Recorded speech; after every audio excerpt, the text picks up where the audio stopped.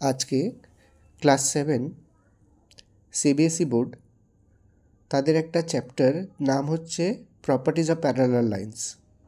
তো তার সম্বন্ধে কিছু বলবো। চ্যাপ্টার নামটা কি? Properties of parallel lines. Okay, এখানে দেখো এবি যে লাইন সেগমেন্টটা আছে, AB line segment, this one AB and CD, এই দুটো হচ্ছে প্যারালাল। আর এই দুটো লাইনকে যে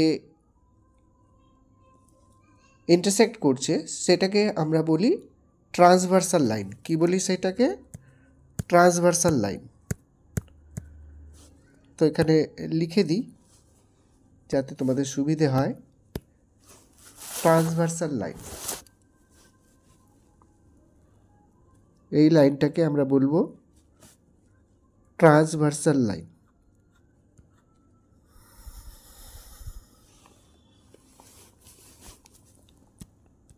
কোন লাইনটাকে ট্রান্সভার্সাল লাইন বলা হচ্ছে?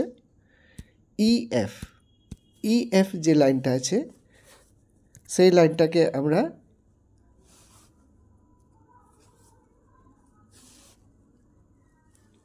ট্রান্সভার্সাল লাইন বলছি।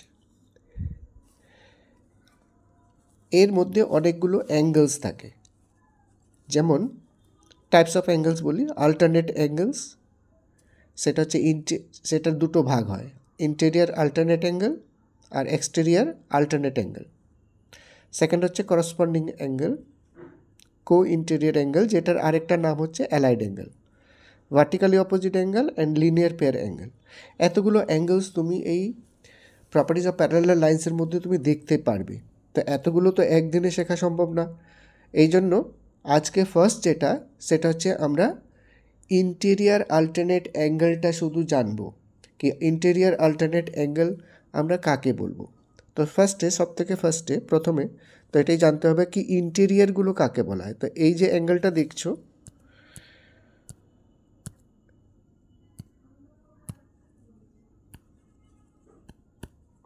এই যে অ্যাঙ্গেলটা,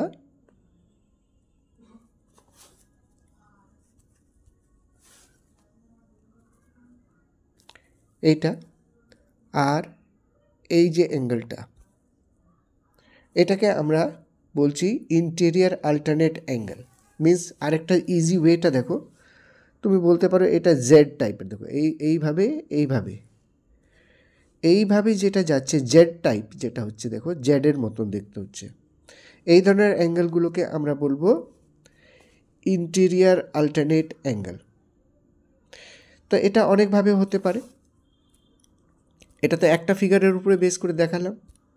এবার দেখো এখানেও তো হতে পারে এটা, এই অ্যাঙ্গেলটা এই অ্যাঙ্গেলের ইকুয়াল। তো এখানেও দেখো জেড ফরমেশনটা হচ্ছে, এই দেখো এইভাবে এটা জেড হচ্ছে, জেড উল্টো জেড, কিন্তু জেডটা তো হচ্ছে। এই জন্য এটাকেও আমরা কি বলবো? Interior alternate angle.